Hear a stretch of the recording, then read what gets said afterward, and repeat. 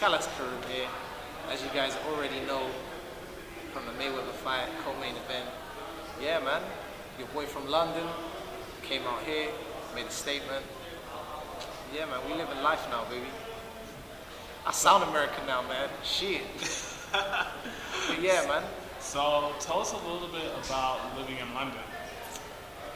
London ain't the best, man. I don't know, people like to hype up London like it's some amazing place to live. Aye, that place is done for. I want to live here. I'd live in America, anywhere. Give me any state, I'll pick any state over London. That place is horrible, dude. But yeah, man.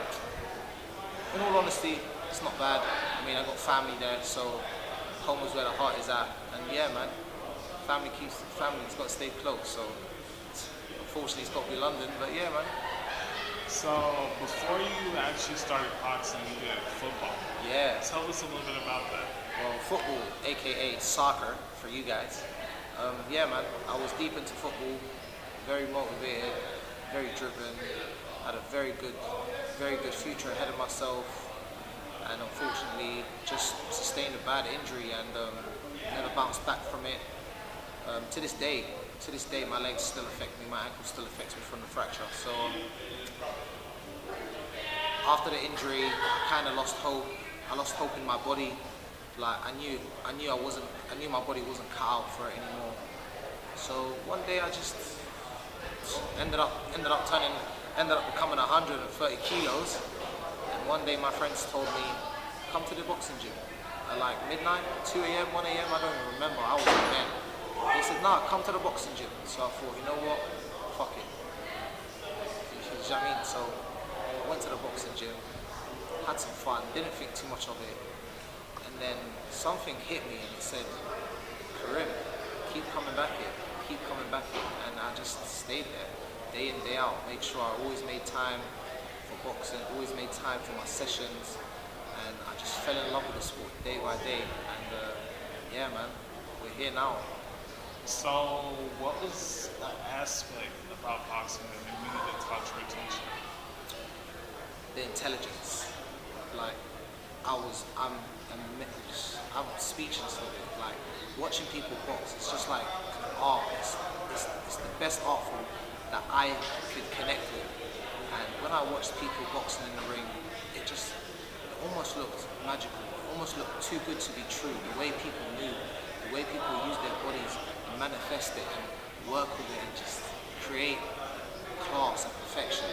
It's something that I looked at and wanted to get a hold of myself, get a grasp of it and just not let go, just go with the flow. So yeah, man, I just love the way boxing is, the way, just the discipline, the respect, the drive. Everyone is so hungry, everyone's so driven. Like, boxers, we the realest people.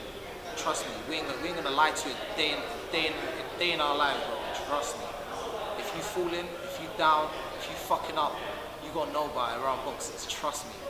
We don't lack. It's 24/7 in the gym, baby. And when you ain't in the gym, people on your head. They're on your ass, dog. They're making sure you back in the gym. You feel me? So yeah, I love it, man. It's a family, honestly. I never thought I could find people and see them and consider them as family. Like, shout out State of Mind Fitness. That is my second home. Unfortunately, it's closing down. They're opening up real soon. And yeah, man, I miss my second home, honestly. So shout out State of Mind Fitness, shout out Barry, shout out the team, Don Management, everything. So for you, what does being able to go in the gym every day do for you?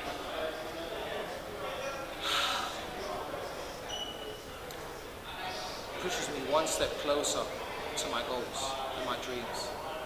Being able to take care of my family, being able to see my kids grow up, you know. I'm just a new dad as well, so I only want to show my son the best of me, and I hope with every day I spend with my family, I just grow and grow and grow and become the man that I'm meant to be one day, inshallah. Do you know what I mean? So I'm getting goosebumps just thinking about it just now. Like, everything's written for me.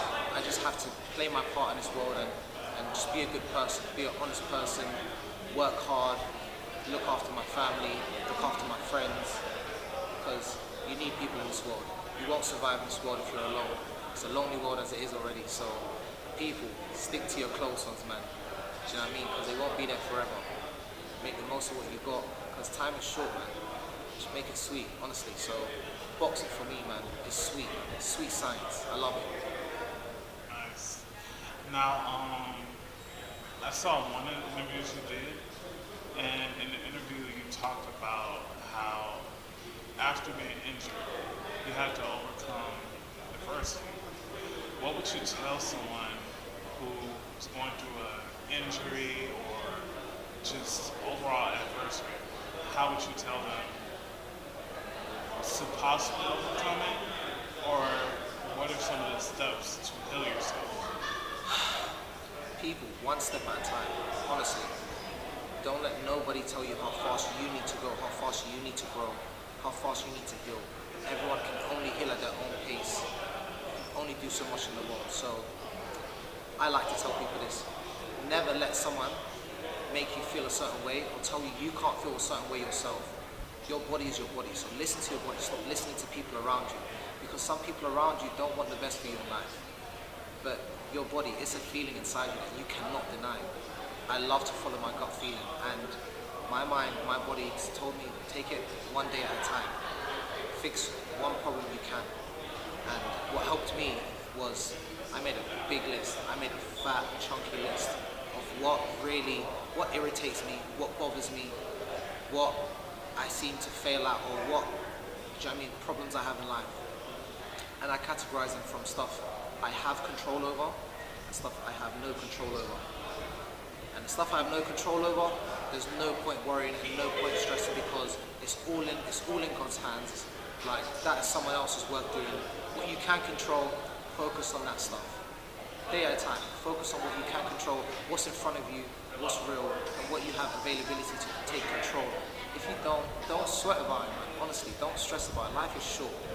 Like, you don't need to be living life stressed, always looking, thinking, second doubting yourself. Just stay confident, be nice to people, and yeah, man, listen to your closest. Like I say, you never know. Sometimes you never know what's best for yourself. A lot of people around you will see the bigger picture, because everyone sees stuff in different view. So yeah, man, just you know who's there for you. You know who loves you, and you know who doesn't. And if you don't, you'll find out sooner or later. Like, it's all life. Life is nothing but a test, and life will teach you how to be. You know what I mean? It will teach you how to be content with what you have and what you don't have. So yeah, man. And that will make you a lot more happier, man. I promise you. Like, all of this life and all this society, it's not what happiness really is, man. Family, that's what's close, man. It's people close to the people you love. That's a lot of knowledge. Can you tell us one thing that people don't know about you? One thing people don't know about me, and they're quite surprised when they hear it, is that I never knew my dad. Didn't grow up with my dad. So I think he left me. It was like when I was like 18 months. Yeah, ran out on us. Yeah, little cow. But it's alright. I got my mum. My mum is my world. Honestly, we go through ups and downs. But mum, I just want to tell you, I love you from the bottom of my heart. I know you're gonna be watching this. I love you. So yeah, man. People will be so surprised. People are so surprised because of my demeanor, the way I carry myself, the way I am, how friendly I am.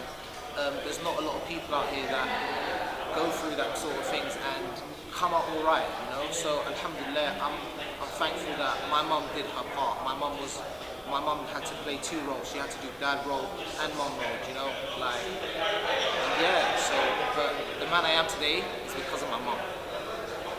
So yeah. That's huge. So,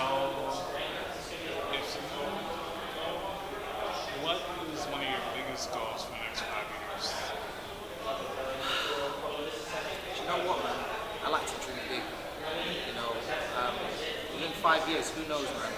I'd like to be known as contending for world champion one day. So, in the next 5 years, anything can happen. God is great.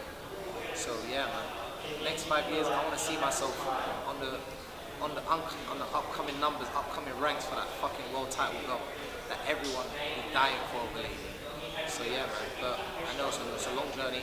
We've got a lot of work to do, a lot of stuff that needs to be done. We've got to tick a lot of boxes before we can about those times. But yeah, man, like I say, one step at a time, man, and I'll be there eventually. So yeah, just thinking about it now, oh, can't wait, can't wait. So, yeah. And what would you say was one of your biggest boxing memories? Do you know what? One of my biggest boxing memories will actually be being co-main event for Floyd Mayweather. Like, it doesn't get any better than that. The only thing that can beat that is being in the ring against him. And you know, I'm so happy that I got to be co-main event for Floyd Mayweather. You know, TMT, like, shout out to them, man. Best ever, bro. The money team. So yeah, man. That will be. Oh, that's the best moment of my life, honestly. And I know we're only gonna, like, this is just stepping stones now.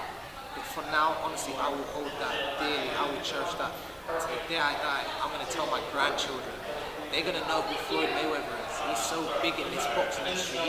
He's the best ever. Literally the best ever. Don't get anyone better than Floyd Money Mayweather. So yeah, man. Shout out to Floyd, anyways. You know what I mean? Shout out to Key, front row, all of them, man. You know what I'm saying? So yeah, man. Best memory. Got by far, hands down. And where can we find you? You can find me at Khallas Karim, KHALLAS_KARIM. You don't know. If you don't know, get to know.